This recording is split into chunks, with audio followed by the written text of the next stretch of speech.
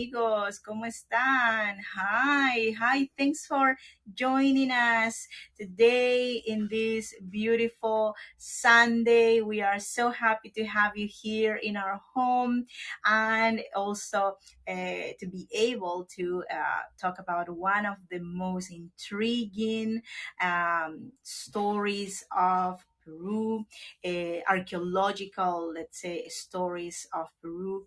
We are going to be talking about Nazca. So we have some images prepared that just in some few minutes, in a couple of minutes, we are going to be sharing with you all. We hope you enjoy very much this lecture. It's going to be like a lecture, but it's going to be very relaxed. So don't feel that, we are just with a couple of professors very serious. No. Just ask us anything about this team. Hola, Sid. Hola. Yes, gracias. Thanks for coming again. Thank you so much. And also, we just finished another event about, and Ask Me Anything About Peru, which I hope you enjoy. Thanks, Sid, also for joining to this one too. And if you've been in the other one, in the other event we started about an hour ago, just let us know, please, because it would be lovely to know if you were also in that one. Hola, Paul. Thanks for coming. Gracias, amigo. Hola. We are going to be also talking about archaeology, Paul. I'm sure you're going to love this theme too. Thanks for visiting our home in this Sunday. For some of you, might be a little bit late in the day. It is early still for us because it's 1 p.m. in the afternoon. See, now you're counting right, tour number 937. 1,000 tonight, maybe. Oh, thank you. We are going there, Sid. We're going there to the 1,000. Hi, Jean. 6 p.m. in the UK. Thanks for coming. Be welcome. 5 hours ahead of me. Yes, because Lima is 6 hours, like GMT minus 5. Sorry, GMT minus 5. So yes, I know how to calculate exactly UK, especially during this season. So hi from snowy Boston, Adrian. Ooh, must be very, very cold there. Send us a little bit of that coldness, please, because it's hot. Although today it has started the day very, very gray. It is a very, very gray, like a overcast day. So unusual for being summer. We are in summer, but it's okay. So I think it's working. You're sending us your coldness, and we are sending you all the warmth of Lima in these nice summer days. So thanks for joining. Hi, Marilyn. My chat does not always work. Oh no, it's okay, Marilyn. No worries. I am so happy, Marilyn, that you are here. Thanks, and I hope you are enjoying these events. And if for any reason you cannot send us a message, I know you are there. We are happy that you are having a fun time. Hola, Satyam. Hola, gracias. Thanks for coming to my house. Hola. Thank you. I'm sure you're going to love this one, Satyam. Just a long time since last time. Yes, it's been long, please. I think a couple of years, right? Since last time we talked. Thank you so much to be here. I know that the chat is a little bit crazy. Maybe it's the program, the new modifications done in the website to improve the website. It happens, the Liam and John are so like tech savvy, but I cannot imagine to build something like this. Can you imagine doing something like this, like Hego? It's amazing, how easy for some people can be developing websites, but still they are always polishing out. So I'm so sorry if the chatting section is not working always well. Don't worry if you type anything like it's not correct. No worries at all. I would like to know also if you have questions. And I was thinking, why not to try something new? Because there are different kinds of comments, which I'm reading all. But if you would like to ask like something like, do you want me to answer right away? Try to put a Q, like question, a Q, and then the question. See, so just a Q. So I know it's a question. And in that way, I can also check. I don't know if it's going to work, but sometimes I can differentiate. Like I would like to differentiate some questions. I'm still reading everything, by the way, the comments you are sending me, so no problem at all. I would like just to know like the difference, which ones are questions, so which ones you want me basically to retransmit to everybody and also to answer. Okay. So, well, I think we are ready to start. Gracias. Thanks all of you for visiting Lima. How many of you are first timers in my tours in Lima? Please raise your hand if this is the first time you are here. If you are, let's say, for the first time in Peru, maybe virtually. So, Wendy, gracias. Thanks for coming. Be welcome. Welcome to my home. I usually do tours, by the way, Wendy, in the street. Like I am a regular Hego guide. By the way, I am a licensed tour guide. My husband as well, he's a licensed tour guide. And we do tours outside. In historical places, in museums, in so many places. But we wanted to create some other sessions in which we could from home answer like more specific topics, right? So in this case, we're going to talk about the Nazca people, right? So I thank you, Paul. I was thinking that it could be a good idea like to have just a cue in the beginning just to know which ones are questions, so I can go straight to answer your question, like knowing that is particularly a question. So, well, let's see if it works. If you cannot put the cue, it's okay, but I'll try to focus on this. So, well, my friends, my name is Vanessa Vasquez. I am your Hego Lima City guide. And today I have my husband, Marek, with me. He's also a tour guide. He's the invited. Hello, everybody. Co-host. And he is not just a tour guide. He studied archaeology in the university, a very important, prestigious University of Peru, San Marcos. So, well, I admire him a lot because he has so much knowledge. So I think his knowledge about the theme of Nazca will be really important for going deeper into the history of this place. And I'm going to be telling you some things, but mainly Marek, that is the archaeologist. He's going to be talking. And I'm going to be also checking on the questions. Okay, my friends? So gracias, Adrian. And well, I hope you're comfortable now. So what do you think if we start with this event? So I will turn the camera on the other side and let me know if you can see well what I am trying to project. Yes. So we are starting with the first slide. Thank you, Liz. Gracias, Jean Paul. So we have here prepared for you all a group of slides that will help me to share with you the history of Nazca. And you can see also Nazca written in two different ways. Nazca with S, Nazca with C. Which one is proper? Actually, both. There's no consensus in and which one is the should be the official way of naming the site. In many maps you will find Nazca with C, but also we wanted to show you the other way of writing it.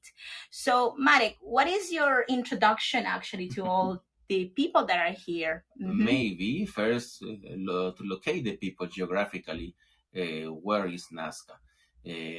Nazca is close to the coast, not in the same coast. It's 450 kilometers south of Lima. So it's like 7 hours by car or by bus to get there. Exactly. So Lima is basically here. We are in the central coast of Peru. So to go from Lima, from the capital of Peru to Nazca, it takes us actually a long journey by bus. Mm-hmm. So we will see next. Mm-hmm. Nazca is in the desert, so it's important to notice because all the coast of Peru is a desert. And here we have the Neolithization sites on the world. We have here the continents, but Neolithization sites are the place where the civilization starts from the beginning without any influence from outside. So those 6 places, starting from the east, are China, here, India, specifically here in the north of India, the Indus Valley, Mesopotamia, actually Iraq, Egypt, Mesoamerica, that is Mexico and Guatemala, and the Central Andes, no? And the land that nowadays is mainly Peru. So Peru is one of the six places of neolithization in the world. So it's a very important place in the world history. And here the civilization started from the beginning, from zero. So basically, for our friends that have never heard this word before of Neolithization, the Neolithization centers in the world are those places in the world where the cultures had let's say emerged with no external influence. So they said the rules of the game have been dictated since the beginning in that zone, like isolated from other external influences. Now, for example, in the case of Peru, in the case of Peru, our societies emerged long time ago. For example, we have an ancient civilization, Caral, which developed in the coast of Peru. And this ancient society, which soon we're going to be bringing an special about Caral, the oldest civilization of the Americas. And this civilization emerged about 5,000 years ago. It is really amazing how a society emerged in this territory without the use of pottery, for example. They didn't use pottery. Usually the archaeologists used to believe until Caral that the pottery was equal societies, equal the development of societies. But after Caral, after the finding of Caral that was investigated in the 90s, thank you, Liz, gracias. So we now archaeologists had rewritten the history, and now they know that not necessarily you need potteries to have societies, to have cultures. Mhm. One specific place where that Central Andean civilization emerged is in the central coast of nowadays Peru. Uh, Based mainly on fishing. Here we have some fishermen. The people settled the coast of Peru mainly for two reasons. First of all, good weather, so here it's never cold, and the second one, the big amount of food, the food on the sea, fishes mainly. In the beginning, they go to fish with harpoons and fish one fish for breakfast, another fish for lunch, another fish for dinner, and they can spend all day in the coastline looking for fishes. But around 5,000 years ago, something very important happened. We in the coast domesticate the cotton. Mhm. Exactly, Yeah, this the is one of cotton. the five places in the world where the cotton were domesticated. And with the cotton, everything changed because with the cotton we can make nets, no? And with nets, no, we don't need to spend all day fishing for breakfast, lunch, and dinner. No, not everybody needs to go fish also. So the society start to develop, and everyone gets specific labor and functions. So we have more fishes. We can preserve the fishes, dry it on the sun or dry it with salt. So in that way, we have overproduction of food, and the population start to grow. The population start to grow, and also the society start to develop and make social stratification. Also, before we pass to the next image, something very important is you might be wondering, why the let's say the coast of Peru was so rich in fishes, because we are talking about the wealth of the ocean, right? And this was a proper site for societies to merge. Well, remember that Peru is influenced, the coast of Peru is influenced by the Humboldt current. Exactly, Liz, the Humboldt current. Very important. The Humboldt current is actually the richest current in the world in terms of food, fish, right? Species of seabirds. And this is because this cold current of water has also lots of plankton, and the plankton is the primary food of the fish. And this plankton also, which is consumed by all levels of fishes, bigger, smaller ones. Also, these fishes are the food of birds. You can see lots of birds here flying, seagulls especially. And what happens is these seagulls, they produce lots of poop. Do you know what is the name of the poop here in Peru? The poop of the seabirds? I'm sure. Yes, of course, Liz. Guano. So what happens with the guano? This guano is very rich in nitrogen and potassium. Yes, Harum, exactly. So we know guano as a fertilizer, but also because in the coast of Peru, we don't have rain. So this guano is accumulated in islands. And the wind, blows this guano into the ocean. Sorry for this. So it blows into the ocean, this guano, and the guano turns into the food of the fish. So, and this also product is also nutritious. No? Mm-hmm. So this is how all this circle of production makes the coast of Peru and also the coast of Chile very, very rich. Also, I have a question here. Thank you, Wendy, for using the queue. Do people still fish like this, or is fishing mostly from boats now? We have, Wendy, artisanal fishing.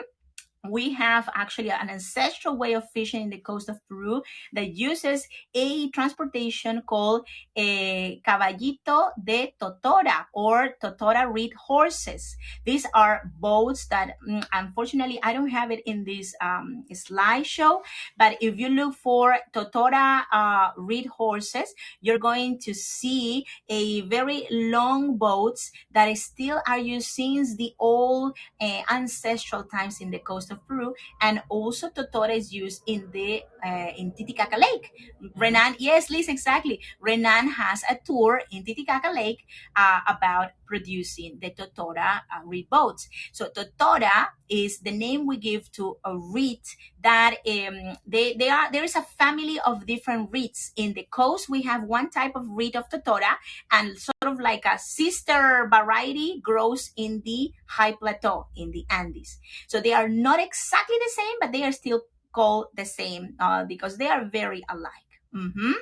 So do I change next one? Mm-hmm. Okay. Now this is the cotton, the Peruvian cotton in dark colors. Here the cotton grows in 7 different colors, not our ancestral cotton.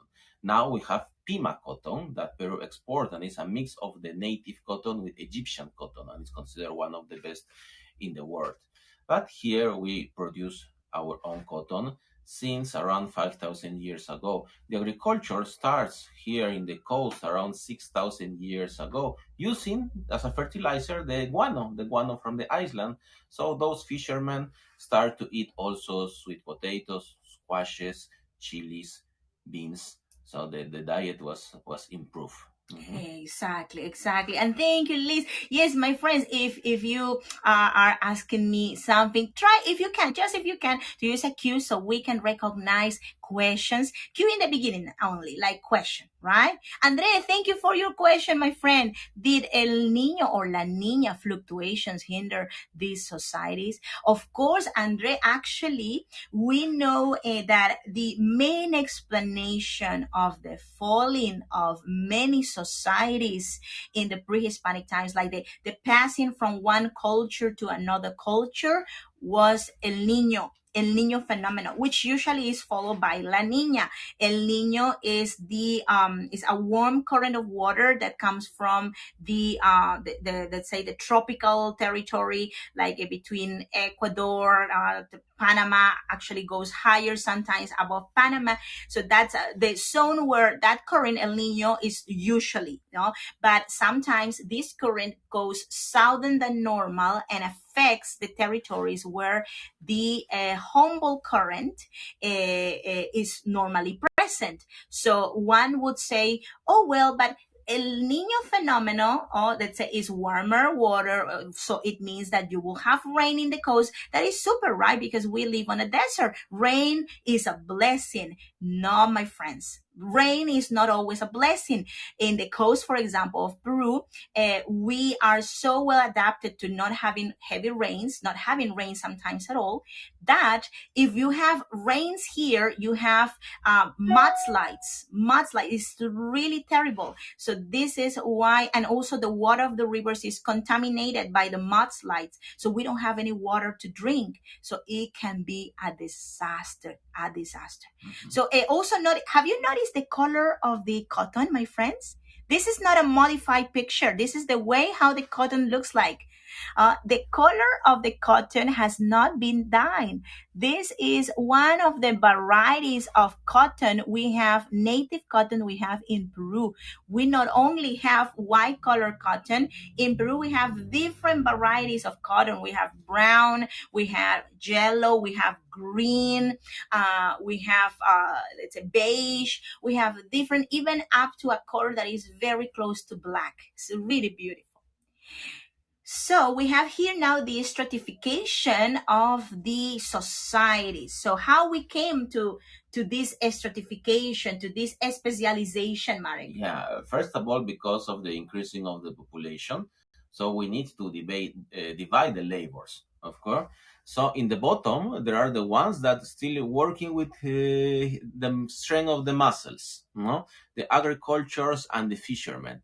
The next level, they also work with their hands, but not with the muscle. The artisans, no? The artisans start to be very important in especially in the second millennia before Christ, when we developed pottery, when we developed weaving, because those artisans represent on their art the ideology of the site. They legitimate the situation through the art. They support the myths of origin and everything, and they were sustained by the work of the agricultures and fishermen, as well as in the next level, guerreros. That means the warriors, no? The warriors that protect um, the stability and the government. The government in the top, it's sacerdotes y señores. That means religious priests and lords. In the beginning, at this level of complexity of society, there were no division between the religion and the political power. No? One person represents both of them. Mhm. Exactly. Oh,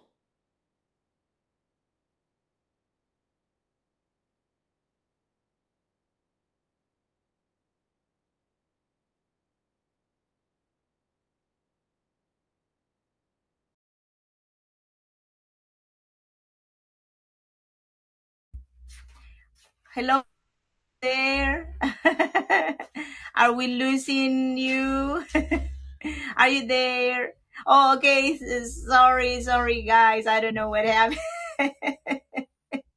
So the internet was gone just briefly. Yes. I don't know what happened.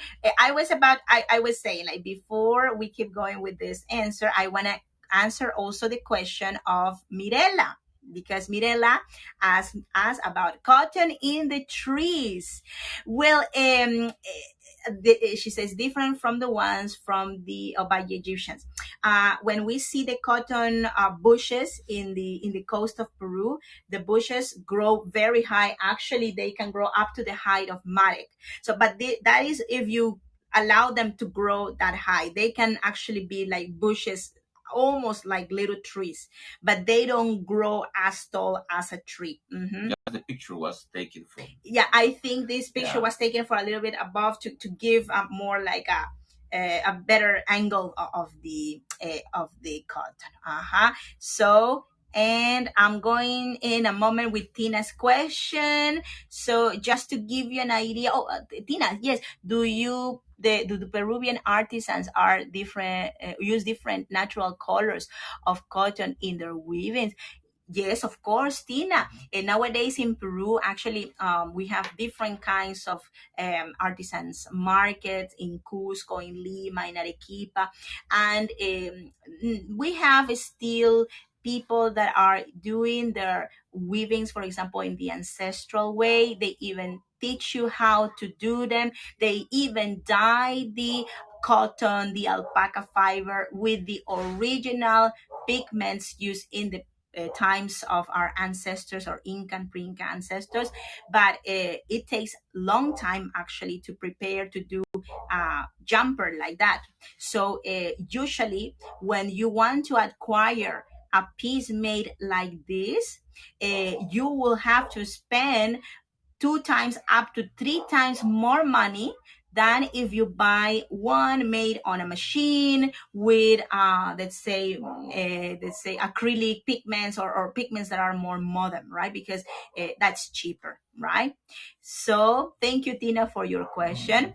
And so you can notice that in this pyramid, the bottom section of the society is the largest one, is the biggest one, is the one that supports what is on the top, right? Like this stratification is pretty similar to the one used in Europe, for example. That's why the Spaniards compared the Incas with the Romans in terms of, who supported, the thinkers, right? It was the common ones, This is middle range or low range of complexity societies. We talk about the second millennia before Christ, because later when the group is bigger and the society is more complex, it starts the separation between the political and the religious power, for example, no? But it's not the time yet, no? When the Nazca society and the other societies from the coast arise.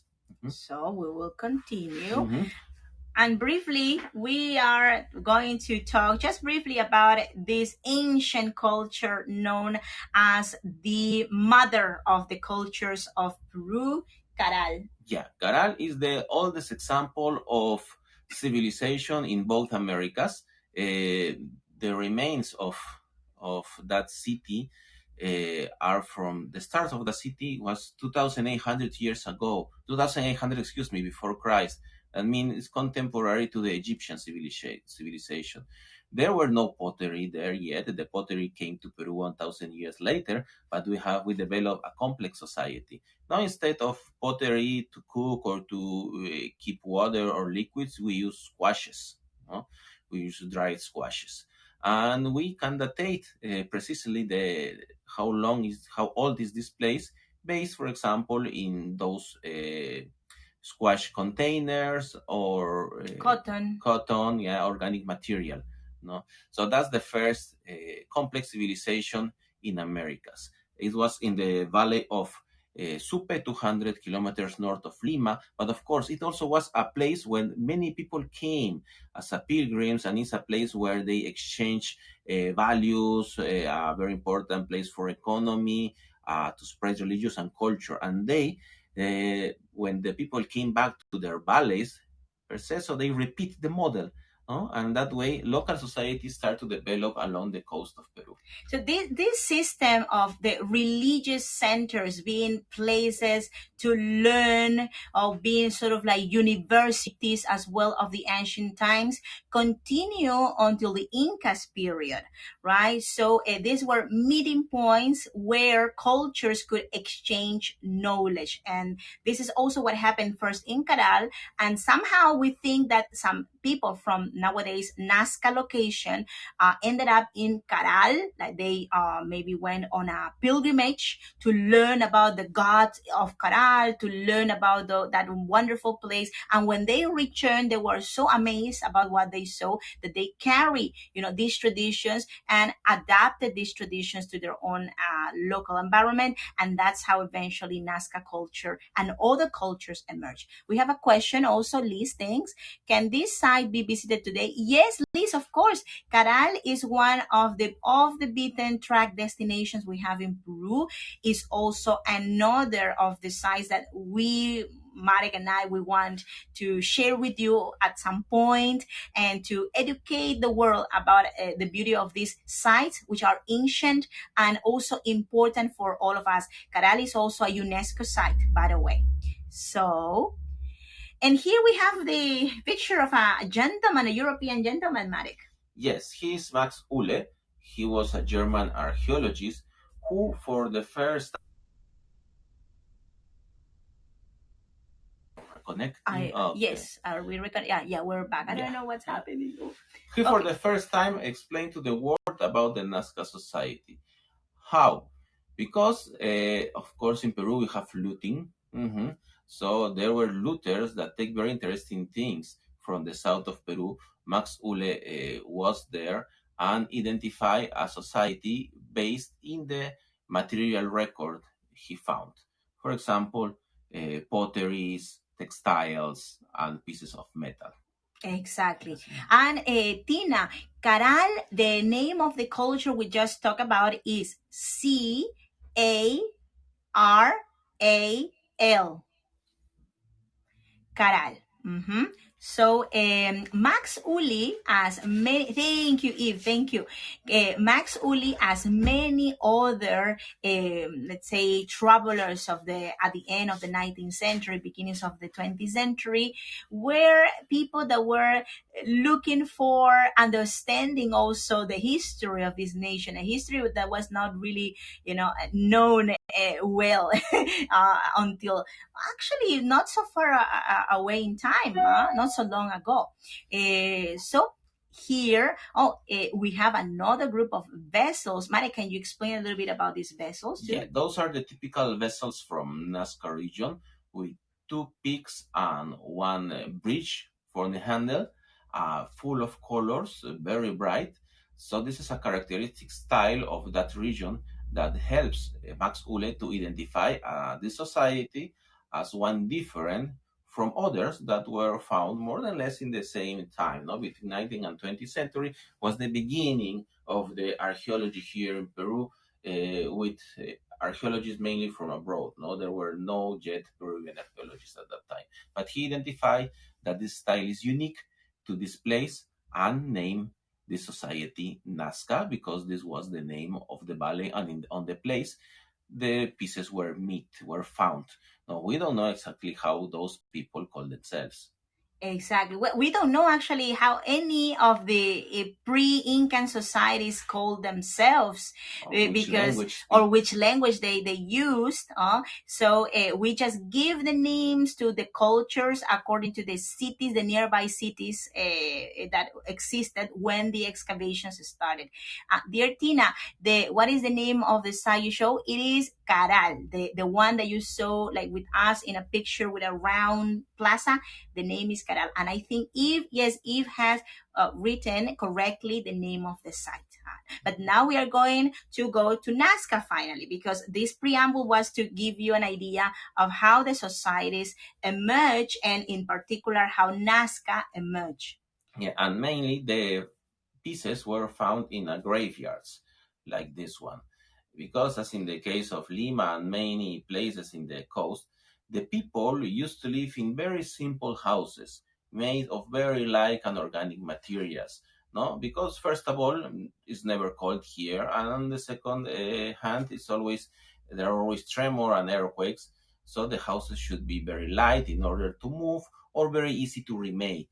But those houses don't resist the pass of time, and we found the most of the items inside tombs like this one. Mhm. Exactly. And these tombs were not so elaborated in terms of like paintings inside, but these were tombs that were sort of deep holes in the ground where the mummies will be well preserved, well protected from the external, let's say, forces of nature. And also next to the bodies, potteries which usually contain food, because these people believe that there was an afterlife, and the tombs were sort of like portals into the afterworld. And if you want your dead to be happy in the afterlife and bless you in this life we live, in this world we live, because they are now in the underworld, you have to feed them. So in that way, the spirits of your beloved ones will be always taking care of you.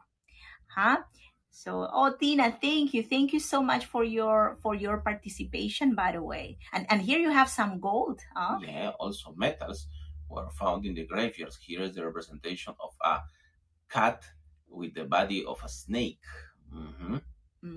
So the gold hammering, the preparing of these gold elements was also very important, and there was a group of people specialized in doing only we call them orfebres, or silversmiths, Goldsmiths. goldsmiths, right? So this was a specialized group of people, as well as the potterers. They started to just specialize in making motifs in the potteries, because all of the elements you see in the potteries, in the goldsmith. Thank you so much, Marilyn. All of these elements were telling stories. Also, there were elements that could be understood by the leaders, sort of like if you were writing something.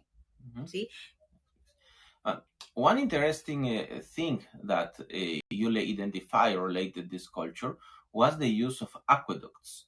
You know, there are around 40 aqueducts in the province of Nazca.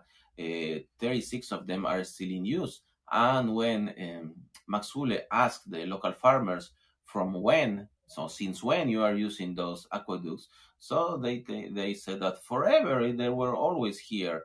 No, before the Spaniards, yes, for sure, before the Spaniards. Mm-hmm. Now, later, when the datation system of C14 start to be used, we can date those channels. Why? Because those channels had a kind of roof inside that were made on wood. So we can take a piece of that wood and make the datation. And the datation process show us that most of those channels were contemporary with the potteries, with the tombs, with the metal pieces. So in that way, we know that those channels are existing there since the 4th, 5th, 6th century in our era, at the same time as the channels of the Roman channels in Europe, and most of them, as I tell you, are still in use. Hmm. Before I forget, Tina, thanks for your question. Oh, no worries. I'm sorry, Pamela. Sorry. Thank you for asking. The question is, where is the cat snake piece found today? The one that we just showed. I know that that piece is not in Peru. It is in a private collection in Europe. And I found that one, which was very impressive in the internet, because the ones we have in Peru, unfortunately, are not really in the most, the finest. You know something, when the archaeologists, the European archaeologists, started to dig in the archaeological sites, they took lots of the finest pieces they found first in those places to Europe, for two reasons. Well, because they wanted to take, of course, elements to expose, to talk about these cultures in their own countries, but also to protect those countries, because there was lots of looting in Peru, and there were not enough laws of protection for the golden pieces. So, but now we have the way to protect these pieces, but many pieces will never come back. So thanks for your question, Pamela. And here, well, the aqueducts from the air are really impressive. Hmm. This is the most impressive thing for me regarding the Nazca society, how they manage the aridity of their land. No, around 2,500 years ago, a big process of aridization starts in the world. The deserts are growing day by day, and they found sources of water under the earth. No, between the valleys, for example, or close to the rivers, they knew that there were still water there because they found some trees. And they dig close to this place, and they found the aquifers under the earth, and they make a serial of channels for an ace, an open place to get into the water, and they connect through a channel. And those channels, they are not too long. They start from 300 meters to 1 kilometer long. So they are not too long, but they are working. No? Still. Exactly. The interesting thing here, and this is a very important um, thing to understand, because they are related very close to the discovery of the lines. Uh, in 1939, it was an American archaeologist named Paul Kosok. Can you show the next picture, please? Paul Kosok want to make a map of those aqueducts, no?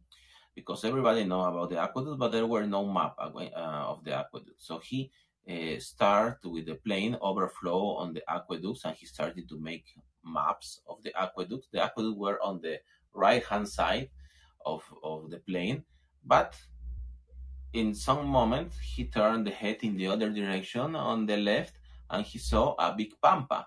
And in the A pampa, in the pampa is desert, like a flat land, like yeah, a plateau. a plateau, a plateau in the desert. And in that plateau, he saw for the first time the figures, the famous geoglyphs on the desert that we call nowadays the Nazca line. So he was the first person who saw them and discovered for us. And he landed the plane in the middle of the plateau, and he saw one straight line and the sun falling down, the sunset on the sun in the end, at the end of the line. So he made the first theory, and he think that was an solar calendar. Mm-hmm. So this is the beginning of the history of the Nazca lines. Yes, yes. There, Gunta, we are going to answer right away because that lady is very, very important. Yes, we yes. will join those two. I will join those two people now.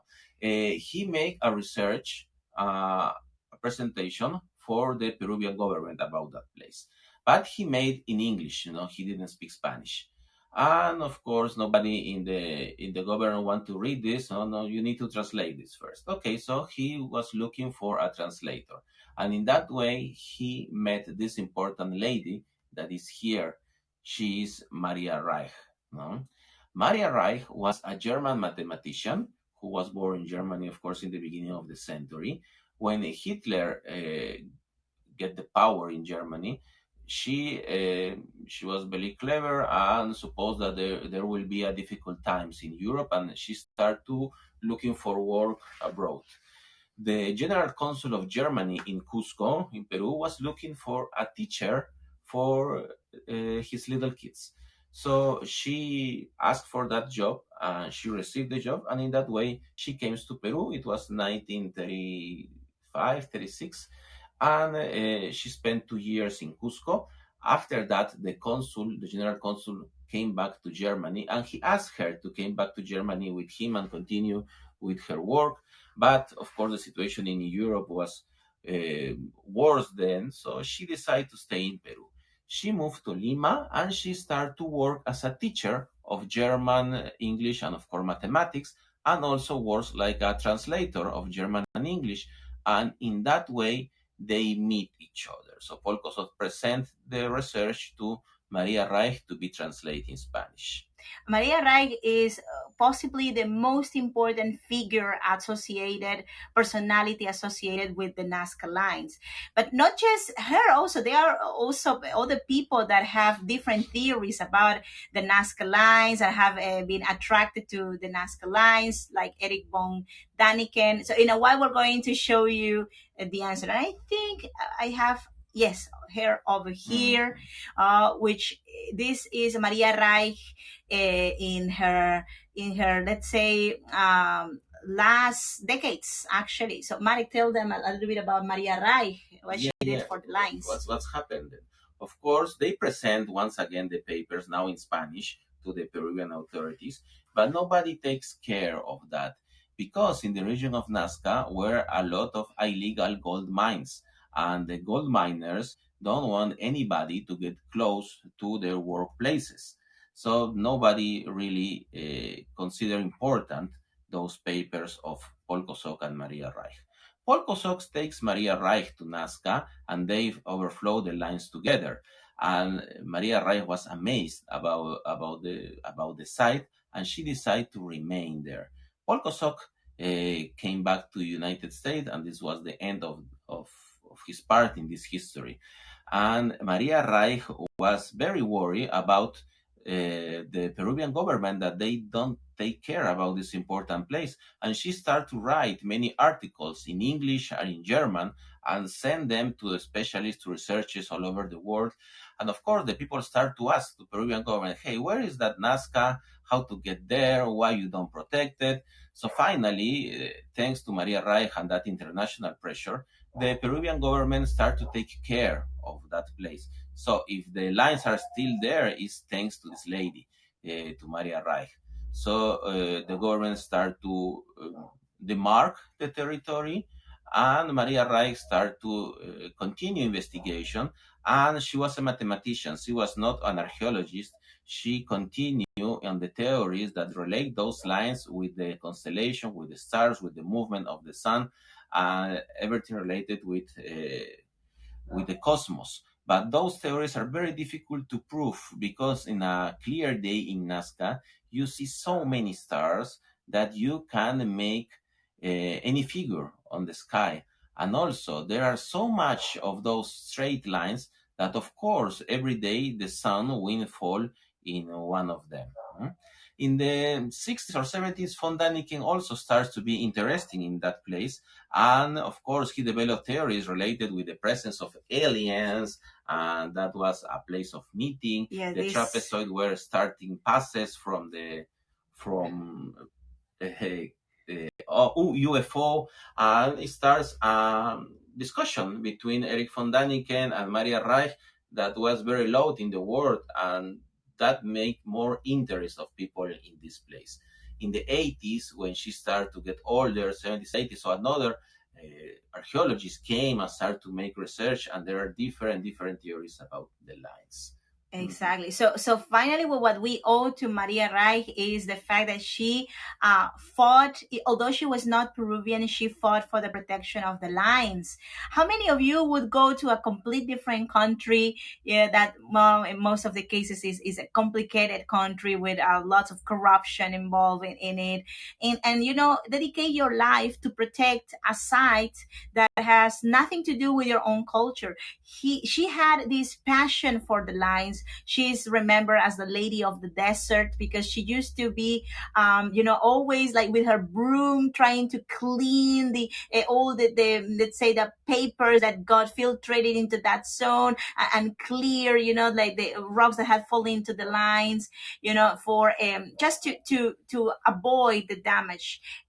So in a moment we will show you how the lines were made, but thank you, Maria Rai, for what you have done. Yeah. And thanks to her, actually, her many years of commitment to this site, and well, a place that she adopted as her home, right? Like Liz is saying, these sites, the lines and geoglyphs of Nazca turn into not just a patrimony of the country of Peru, also a World Heritage Site UNESCO in 1994. Yeah, and she died very happy because she died in 1997.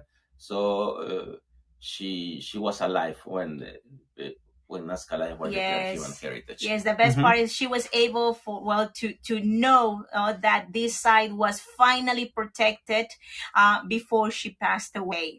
And she was considered until the end the most important neighbor of the town of Nazca. And yes, Nicholas, she was from Germany originally. I cannot remember the town she was from. I don't know if Mari can remember. Dresden. Dresden. So Dresden. she was from Dresden. So a very important German lady here in Peru. Mm-hmm. And also, you might be wondering how the lines were made, right? Yes, Tina, indeed, right? She was able to see that the fruit of her job before she passed away. So at the end, von Daniken's most famous book is Chariots of the Gods. Yes, that's right, Adrian. And we didn't want to pass the opportunity of mentioning that Mr. von Daniken has a theory about the lines. We are trying to give you the more traditional archaeological perspective, but I would love you to give a look to what he has to say about the lines. In this case, for example, we want to tell you the more archaeological position and how the archaeology explains, with no mediation of extraterrestrials, how the lines were made. So here you can see clearly, I think this is a very good image of how the lines were made by these Nazca people. Approximately, well, the oldest lines were dated. Yeah, on the Nazca lines, we found traces of coca leaves. So in that way, we can also date the Nazca lines. And the Nazca lines were made between the 3rd and the 7th century in our era. Mm-hmm. Chariots of the Sun, of the Gods. Yes, this is the most famous book of Erich von Daniken. Mm-hmm. So here you can see that the soil in that territory is covered, sorry for making blurry the image, it is covered with a reddish stone, right? And we have below that reddish stone a layer of sand. So how is this explained? Maybe the next picture. Yes, of course. And Sam is asking, where was she buried?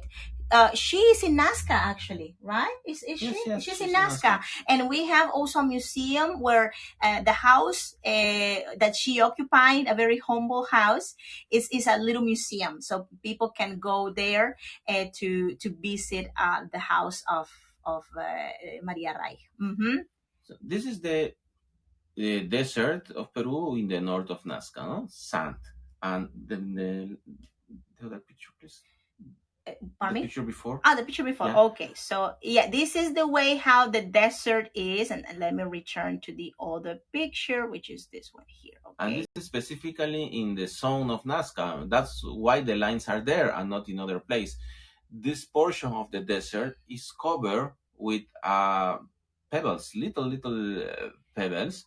There are oxides of different minerals that were they lay there since millions of years because of volcanic explosions that take place in the Andes, when those terrains were formed. So it's enough to remove the external skin, as I told, and you have the sand. Yeah, and it's not really like a deep the Yeah. layer of this like reddish color stone. There might be about 5 centimeters of accumulation in some places, less than that, of this stone. So what you do is to just remove the superficial part, and below you have a much clearer material, which is the sand. So the reason of this accumulation is that millions of years ago, the coast of Peru in that section used to be below the ocean first. So there were some chemicals, some, let's say, metals that were there under the ocean in that soil. And then the water retracted. So this territory was exposed to the sun, and the sun changed the color of the superficial layer of the soil. But below still is sand also. So this is a really interesting thing. So when we remove the superficial layer, we have sand, and this is how the lines are so like capable to be seen from up high, because there's a contrast between the soil that is reddish versus the whitish color that of the sections that have been drawn, right?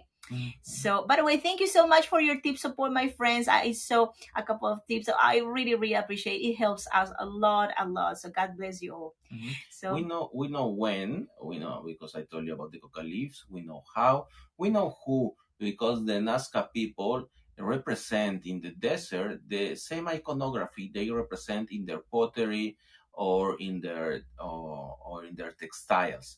So we know that are the same people. Also the time is the same, no? The frame of time is the same when they make the lines, when they make the aqueducts, when they make the pottery, when they bury it their deaths. So we know who, we know why, we know who, we know how, and we know when. What we don't know is why. And this is the biggest mystery of the lines.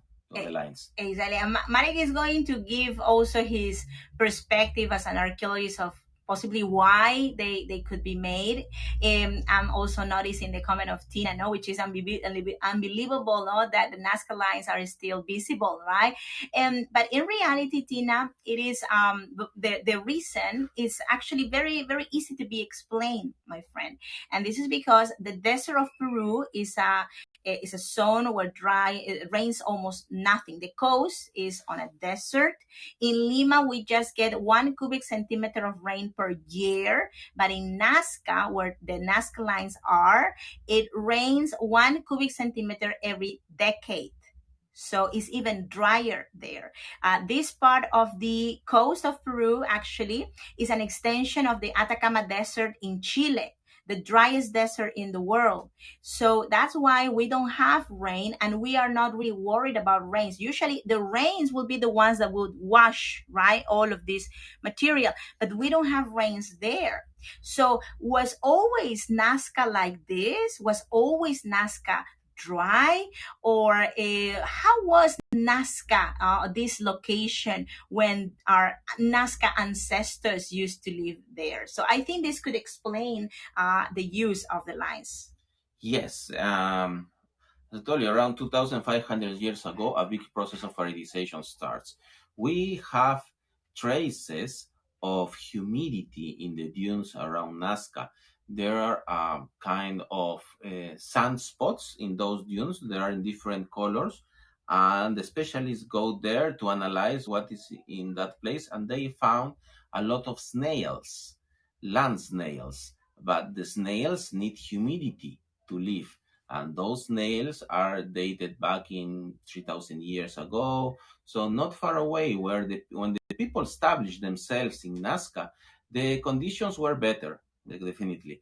And here's a very interesting thing. One theory, one archaeologist tell me one day that in those uh, kind of savanna, of course, it was not a forest, but a kind of savanna. And in the savanna there are some trees. In Africa, the acacias, and here we have guarangos. No, there are similar trees. The people start to cut those trees in order to build, in order to have oven, no, in order to make some aqueducts. So the amount of trees disappear, and the trees finally disappear. So this desert starts to grow, no, and the conditions for living were more and more difficult generation by generation. The people start to live isolated between them, in a kind of oasis among the dunes, among the mountains. But they know that far away, some kilometers from there, behind the next dune, there's another community like them. No, they speak the same language, they have the same culture, they have the same religion, and of course, the amount of population in each oasis starts to decrease, and they need to preserve the culture to sustain and exist like a culture. So they need a place for meeting. And the central place among those different places were the plateau. And the lines was an excuse to meet, no? To people from those different communities to meet, to gather, to make new couples, for example, and in that way uh, subsist, no, in those different difficult lands, difficult conditions. Also, Mhm. something I remember is that I hear also from other archaeologists in one occasion that they did some investigations with some special type of sonars, like machines, to measure the pressure in the lines in the soil where the lands are, the lines, sorry, are, and they also versus the soil where there are no lines. And at the end, they realize that the section where the lines are, the drawings are, they have more compact soil versus the other land that is outside lines. So what this could represent, maybe these lines were used as like let's say as walkways for people to dance, that they were dancing and stepping and dancing along the lines, possibly in night times with torches, right? And they were dancing and they were celebrating and they were doing these events for their gods, for their deities. And that's why the land also like compress, and in that section it was so compact, right? So this is really really curious. Gracias, Liz. Thank you. And also here we have a theory that is really interesting. This is an archaeologist, Johann Reinhardt, right, Mhm.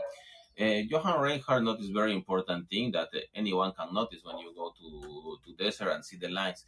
The big amount of straight lines. Nobody really know how many lines are there in the desert, because there are a lot of straight lines, and those lines are crossing one on the other. So we don't know when one starts and the other one is finished. And those straight lines show us they go in direction to aquifers. Half of them at that time, but maybe in Nazca times more. So they were a kind of indicators where could be water under the earth, and also a paths into the pampa. So those straight lines are very important, and more important to understand the all the complexity of the site than the famous draws. The draws are around maybe 20. When you overfly on the Nazca line, you see them from the sky. No, it's the famous astronaut, colibri, hummingbird, the condor, the parrot, the spike, the monkey. But here the most important thing are the straight lines. No, that's the clue to understand the function of the place. And of course, there will be more theories, no, on the next years. Um, it's a mystery still, yeah, and we like it. We like Exactly. mysteries here in Peru. Who doesn't like a good mystery? We all love mysteries, and archaeology in Peru, especially without the support of a written system, there's always a halo of mystery around everything, because now we are given sort of like interpretations of things, but our interpretations will be always contaminated at some point with our new beliefs, for example the Catholic belief, or any other beliefs that are, like more like from after the conquest. So we are not seeing the world as the indigenous used to see the world. That's why we cannot understand everything so perfect. So hola Lilian, thanks for coming. Hola, hola. Gracias, Tina, Yeah, Gunta, that's one of the Liz. theories of Thank von you. Daniken about the this is for spaceships. Yeah. Exactly, exactly. Tina, Mr. Von Daniken, he is actually one of the most famous the personalities that has try to explain the lines in a way that also for himself can be very holistic, because he tries to connect also elements that or situations or things that happen in other parts of the world, try to connect them with Nazca. And honestly, I really like to be very open-minded about all of different theories, and why not? Because we don't have one person does not have the complete, like let's say, like the final word. In this occasion, we were trying to give you more like the scientific archaeological perspective. When you talk about this to an archaeologist will be like, what are you talking about, right? So archaeologists are like, no way, there's no way. But I want you to be very open and look for all the explanations. So that's why we talk about Mr. Von Daniken. Maria Reich also had a very bad relation with Von Daniken because she didn't like at all what he was proposing. You can imagine that old lady that very angry with this man. So but that's the way how these sites are, right? They are so interesting, and there are so many different positions about it. So definitely Nazca will be telling the world more about, well, it's going to be sharing with the world more of its mysteries very soon. And we really hope that this lecture has given you some ideas and understanding of what is the Nazca lines, no? When they were made. We try to answer all of these questions. So who made them? Why? Or possibly why? So and I hope that now the Nazca lines are not a complete mystery to you. They still are a mystery, of course, but that you understand them a little bit better. And thank you so much for your participation, first of all, for your presence. It means a lot to me, to my husband, having you sharing with us your time, your precious time. Today's Sunday, so we hope it will be good to have a very special meeting.